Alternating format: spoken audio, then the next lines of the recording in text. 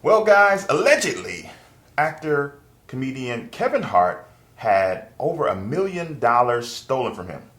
And this actually could happen to you. So we're going to talk about some tips and some takeaways from this story to help you out. Coming up. Stay tuned.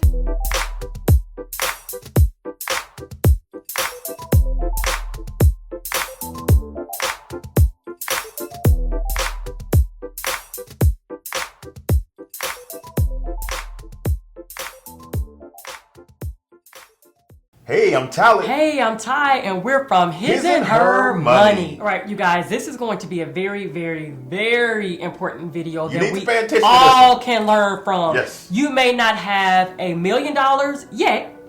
That can be stolen. Because it's coming. Hey. Because you rocking with His and Her Money. Hey, now. It's on the way. It's on the way. We're praying that it's on the way. Yeah. If it's God's will for you to have it, it's on the way. Clean it up for me. Clean it up for me.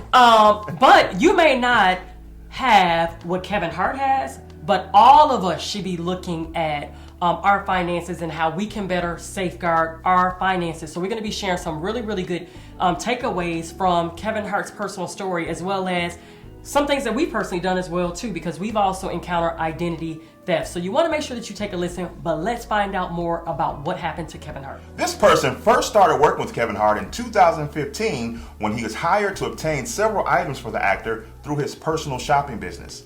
After that, he allegedly kept Kevin Hart's credit card numbers with the understanding that he would only make authorized purchases. However, this person allegedly went on to make more than $1 million worth of unauthorized charges on those credit cards over about a 19-month period. The investigation revealed that the defendant used his business's credit card processing account to make unauthorized charges on Kevin Hart's credit card. Once those credit card charges were processed by his bank, the proceeds allegedly went into this person's checking account. From there, he's alleged to have charged about $923,000 on Kevin Hart's credit cards, combined with $240,000 worth of jewelry and watches that he bought from a California jeweler. With Kevin Hart's stolen money in his bank account and at his disposal, the defendant then allegedly purchased thousands of dollars of fine art and other collectibles, and at least 5 Patek Philippe watches valued at more than $400,000. Among the art and collectible purchase was a Sam Friedman painting and at least 16 Bear Brick collectible dolls, 5 KAWS collectible dolls, and 2 Louis Vuitton bags. He went as far, allegedly, as to post some of these items on his personal Instagram page. Allegedly. Allegedly. I don't know how many times we said that, but we have to say allegedly. Say it with us. Again, allegedly. This is all alleged, okay, you guys? So we have to put the disclaimers out there. So now that we got that out there, I don't think we have to say it again. So you all know, as you all continue to watch the rest of this video, all this is allegedly what happened to Kevin Hart. Yeah. But we wanted to share ways that you can actually safeguard your finances at home. We all should be looking at ways, because unfortunately, you all, there are some not so kind people out there that are willing to do whatever they can do, right, in order to capitalize off of someone else. Now, don't throw stones at Kevin Hart. I don't even personally judge him, because I'm sure when you're at that level, you can't just go to the mall. You can't just go to the mall. And you have, right, that's so true. And you have to have people, staff around you, personnel around you that you personally trust, right? And we've actually hired a personal stylist before. So I can definitely see how something like that can happen, because we trusted our personal stylist as well. But the nice thing about it was, because your wife is a CFO, she don't play. You got to show me receipts. You got to write out an Excel sheet, all that stuff. But we didn't have a problem with the particular person that we worked with, because that's actually how he rolled. Yeah. So I love that about him. And so, again, this can happen on your level as well too. One of the things that we will recommend, and this is something that we personally did, some of you all may not realize this, but you can actually place a fraud alert on your credit report, or with the credit bureaus, actually. So there's a fraud alert, and then there's a credit freeze. Two different things, guys, right? Two different things. So a fraud alert can be placed on your the credit bureaus. Again, that's Experian, TransUnion, and Equifax, for 1 year. And you can also have an extended fraud alert if you've actually encountered identity theft for 7 years in some states. And so, you all, that's something that we had to do. And it's free. And it's free. Don't cost you nothing because Totally you got free. rights as a consumer That's right. that you need to know about. That's Remember, right. knowledge is powerful, but not as powerful as applied knowledge. That's right. So keep watching because we're going to show you exactly how you can do that and where you can go to place fraud alerts or even a credit freeze if you choose that after this video on your credit reports. But the way that a fraud alert works, it works similar just like a credit freeze. It helps stop identity theft pretty much in its tracks. Now, fraud alert is just simply anytime any type of credit is taken out of your name, whether that's you purchasing a home, applying for a credit card, the creditor cannot just approve it. They actually have to make a phone call. You have to have the phone numbers actually placed on your fraud alert, and they call that direct phone number, and you got to answer it. And you have to answer some questions to be able to identify that this is actually you applying for this credit. And we've done that, and it's actually been great for us. I got a call one day talking about, sir, are you in Texas trying to buy a car right now? As a matter of fact, I'm not. No, we're not. Could you please call the police? Exactly. And it's because we had that fraud alert on. That they called me. They sure did. I forgot about that. Yeah, talking about buying a car. They did. And how about when we actually filed our tax returns a few years back? They were like, your taxes are already filed, man. Somebody attempted. Yeah. But IRS was smart because they were like, you all use this same bank account all the time to do your transactions in, and somebody actually switched the account. So it did not go through, thank God.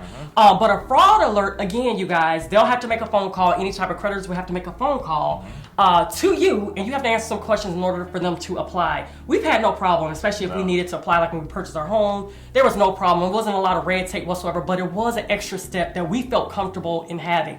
Another thing as well, too, you can also place this on your minor children's credit. A lot of your children, they should not have anything in their credit right now.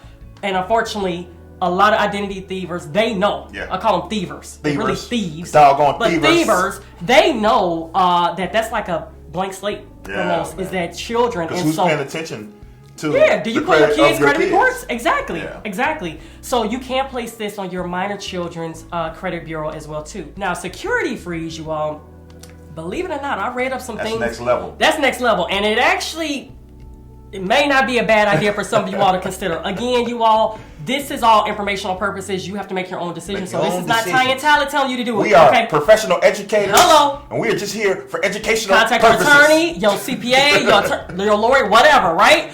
But a security freeze, the way that works, it's totally frozen. Like, not even you can get into it in order to apply for credit. You actually will receive a PIN number that you have to go on either online or make a phone call before you're going to go apply for credit, whether that buy a home or apply for a credit card or buy a car, whatever it is. You actually have to unfreeze your credit in order to be able to do that, and then you can freeze it back. A lot of people actually like that, and they said that it's really not difficult whatsoever to lift the freeze and put the freeze back on. So again, we're going to leave some information in the description box below for you to decide which one is best for you. But that's actually not a bad thing that we highly, highly recommend. Again, after you talk to your attorneys, your lawyer, your CPA, whatever. Talk to your husband.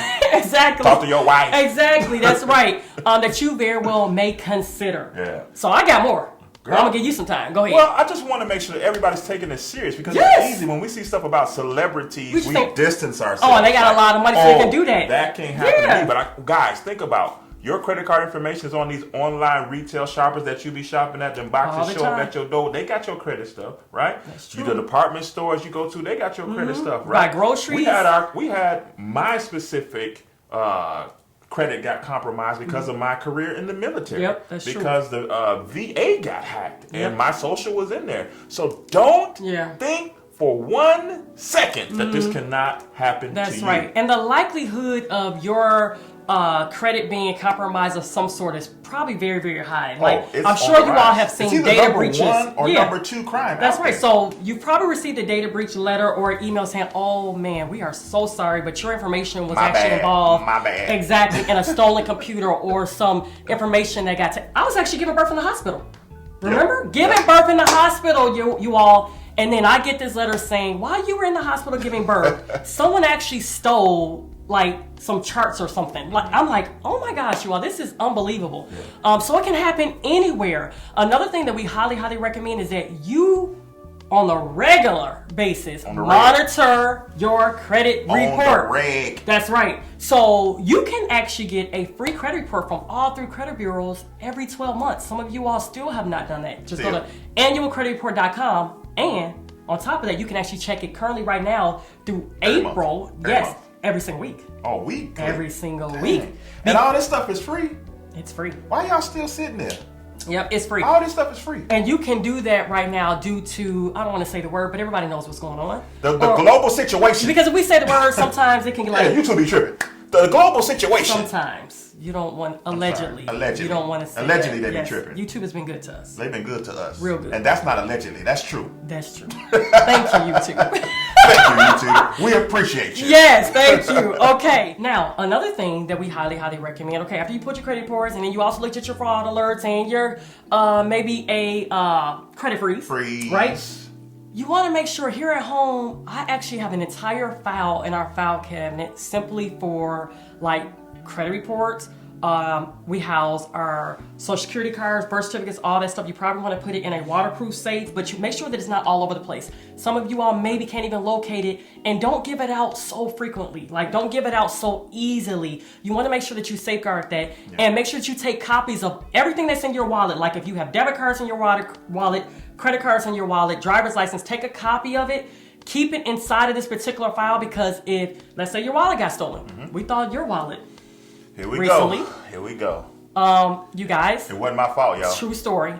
We're not trying to make this video long because it's full of great information. You want to make sure you, and while you at it, thumbs up this video. Hit the like button. That's right. Because she about to make fun of me, so the least you can do is hit the share this video, you guys, because your family and friends, they need to know this as well too. All right. But we thought, I didn't know if you lost your wallet. I didn't know if I lost my wallet either. Or somebody took it, and I'm like, all you did, you just went to, I think, Chipotle, maybe? And that was it. I bought him a really nice, brand new, like, leather wallet. It was so nice. It was soft. Yeah. I loved it. It was so nice. It was nice. And it was full of your driver's license and things like that. Yep, and credit cards. Yep. And you came home and you said, man, I can't find my wallet. You can't find your wallet. What? So in my mind, I'm like, well, the house is in order, so I'm sure we can walk in any room, and if it's out of place, maybe on a counter or something, we'll be able to see it. Yep. I like tore this house up, y'all. Yep, didn't work out, guys. And we were sure that it was not here. It didn't work out. So we actually called. You had to go get a new driver's license. New driver's license. You had to pay for it. Yeah. You also had to call, cancel any cards that was in your credit cards. Redo. Not just credit card. But that was one of the things. Your debit card. Debit you had card, to pay for it. Redo. Paid for had it. to re-up. I had to actually go back out. I had to get a new library card. Yeah. Huh? And you had to pay for it? You had to pay for it? No. Okay. Good. Thank you, library. Library cards are free. Thank you. And you all should have one. Thank you. I also bought you a new wallet. This time I bought you the same exact wallet, but in a different color. It was brown. Yeah. And it was really nice. Dope. Then all of a sudden, like 2 weeks later, one day, he's like, you want to tell him the story? So, here. Picture this, guys. In our master bedroom, we have a seating area that has a recliner in it. Yes. One day, I'm coming in our bedroom, and I'm getting ready to sit down in our lovely recliner, and I see something. Yeah.